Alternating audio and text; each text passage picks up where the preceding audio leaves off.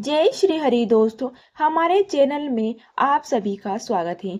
तो दोस्तों, आज की इस वीडियो में हम देखेंगे कि भगवान सत्यनारायण का व्रत कब किया जाता है, कैसे किया जाता है और भगवान सत्यनारायण के व्रत में पूजा कैसे की जाती है। भगवान सत्यनारायण का व्रत पूर्णिमा तिथि को किया जाता है। किसी भी महीने की पूर्णिमा तिथि से आप यह व्रत करना प्रारंभ कर सकते हैं। सत्यनारायण भगवान भगवान विष्णु का ही स्वरूप है, तो आप इसे विष्णु जी के व्रत भी कह सकते हैं। तो फ्रेंड्स, पूर्णिमा के व्रत करने से सारी मनोकामना अति शीघ्र पूर्ण होती है और सुख शांति बनी रहती है घर में और सौभाग्य की प्राप्ति होती है। पूर्णिमा व्रत का हमारे शास्त्रों में बहुत अधिक महत्व है।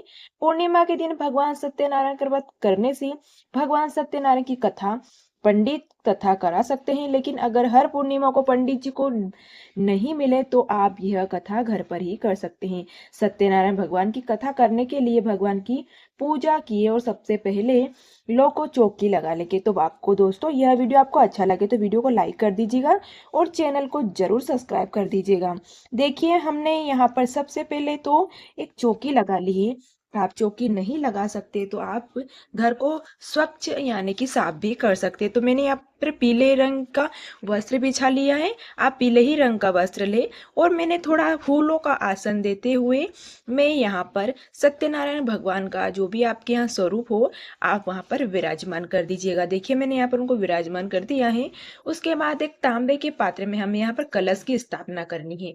तो सबसे पहले हमें ये कलश पे 2 बार मोली लपेटनी है। इसी तरह से आप कलश पर मोली लपेट दीजिएगा और हमें इसे कलश की स्थापना करनी है। देखिए, मैंने यहाँ पर इसमें मोली लपेट दी। हमें कभी भी बिना कंठ यानी कि मोली लपेटे हुए हमें कभी भी कलश की स्थापना नहीं करनी है। तो देखिए, मैंने यहाँ पर थोड़ा सा फूलों का आसन देते हुए और मैं थोड़ी यहाँ पर चावल की ढेरी लगा लूंगी। मैं यहाँ पर अष्टदल कमल बना लूंगी। आपको अष्टदल कमल बनाना नहीं आता है तो आप ऐसे चावल की ढेरी भी लगा सकते हैं। तो देखिए, मैंने यहाँ पर चावल की ढेरी लगा ली और यहाँ पर मैं अष्टदल कमल बना लूंगी। जिस तरह से आप अष्टदल कमल बना लीजिए, क्योंकि अष्टदल कमल भगवान विष्णु को अति प्रिय है। तो मैंने यहाँ पर अष्टदल कमल बना लिया है।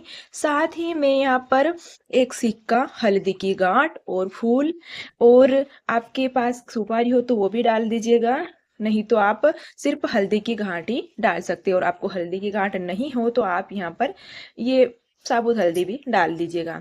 अब देखिए, मैंने आपके पास यहाँ पर आम के पत्ते हैं तो आप आम के पत्ते ले लीजिएगा, नहीं तो आप अशोका के पत्ते भी ले सकते हैं। ये भी बहुत शुभ होता है, इसमें भगवान विष्णु का ही वास होता है। तो मैंने यहाँ पर अशोक के पत्ते ले लिए हैं और साथ ही में यहाँ पर उसमें सभी यानी कि मैंने 5 पत्ते लिए हैं, 5 पल्लव, जो मैं इन पर सभी पर तिलक कर दूंगी। मैंने यहाँ पर कुमकुम से तिलक कर दिया है। फिर आप यहाँ पर अष्टगंध से तिलक कर दीजिएगा। इसी तरह मैंने यहाँ पर तिलक कर दिया है।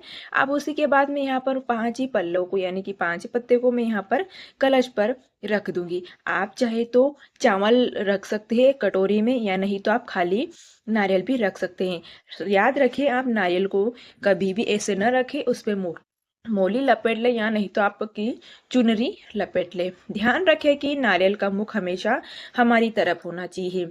ठीक है, इसी तरह से हमने यहाँ पर कलश स्थापना कर दी है। उसके बाद आपको थोड़े से फूल का आसन देते हुए हम यहाँ पर गणेश जी को विराजमान करेंगे।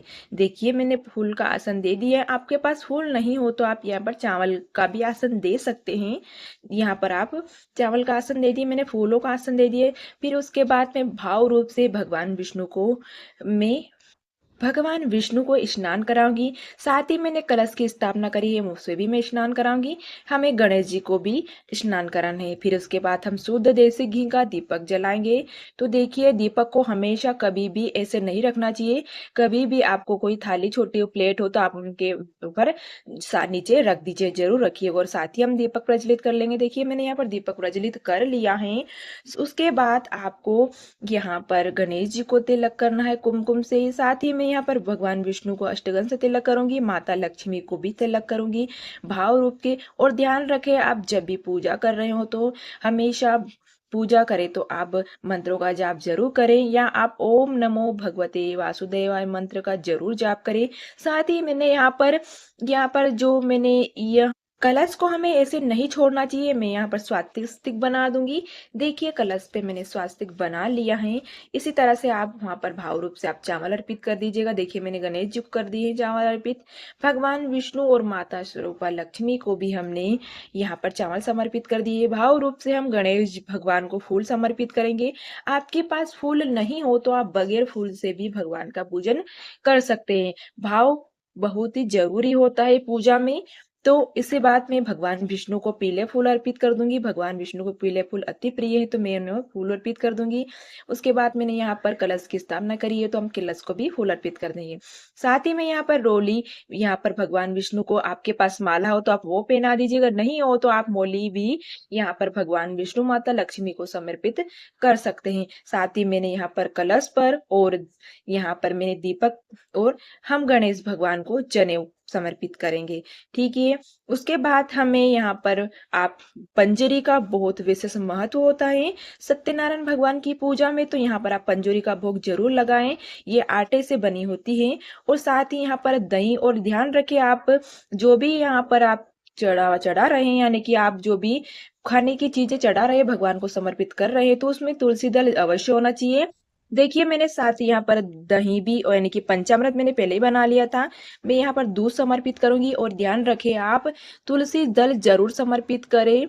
तो मैंने यहाँ पर तुलसी दल समर्पित कर दिए। और भगवान गणेश को बिना तुलसी का भोग लगाया जाता है तो मैंने मिश्री का भोग भगवान गणेश जी को लगा दिया है। साथ ही आप ऋतुफल जरूर भोग लगाए। ऋतुफल का आपके पास केले हो तो केले का फूल भोग लगा दीजिएगा, नहीं हो तो आप कहीं भी ऋतुफल मिल जाए। तो देखिए मैंने यहाँ पर ये ऑरेंज है और खीरा ककड़ी है, उसके बाद यहाँ पर अनार है, तो उसका भोग मैं भगवान को लगा रही हूँ। ऋतुफल का भोग अवश्य लगाए।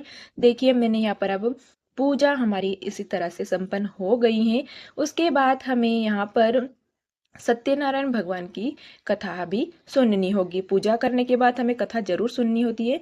साथ ही मैंने भगवान को यहाँ पर एक पानी का लोटा हमें अवश्य रखना है, क्योंकि भोग चढ़ाने के बाद हमें यहाँ पर पानी का लोटा हमें अवश्य रखना होता है। तो देखिए यहाँ पर सत्यनारायण भगवान की जो ये पुस्तक है हम उसका भी पूजन करेंगे। उसके बाद हम कथा बड़े ही भाव से हम कथा सुनेंगे। तो मैंने यहाँ पर पुस्तक का पूजन कर दिया है। अब हम हाथ में थोड़े से पुष्प चावल लेकर हम बड़े ही भाव से सत्यनारायण भगवान की कथा सुनेंगे। कथा का वीडियो आपको हमारे चैनल पर मिल जाएगा, आप वहां से भी कथा सुन लीजिएगा। कथा पढ़ने या कथा सुनने के बाद हमें जो फूल और चावल लिए थे ये हम भगवान सत्यनारायण को समर्पित कर देंगे। तो फ्रेंड्स कथा का वीडियो आपको मेरे चैनल पर मिल जाएगा, जिसे मैंने पूरी कथा सुनाई है। आप चाहे तो आप वहां से भी कथा सुन सकते हैं। और कथा सुनने के बाद हम जो भगवान कथा सुनने के बाद बड़े ही भाव से हम भगवान को धूप दिखाएंगे। इसी तरह से आप भगवान श्री गणेश को, भगवान विष्णु, माता लक्ष्मी को, साथ ही कलश को भी आप हम इस तरह से धूप जरूर दिखाएंगे।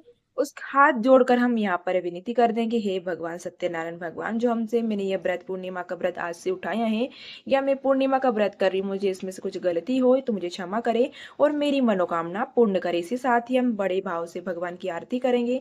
आरती करने के बाद बड़े भाव से हम उनको आरती देंगे। इसी तरह से हम हाथ जोड़कर फिर क्षमा प्रार्थना मांग लेंगे।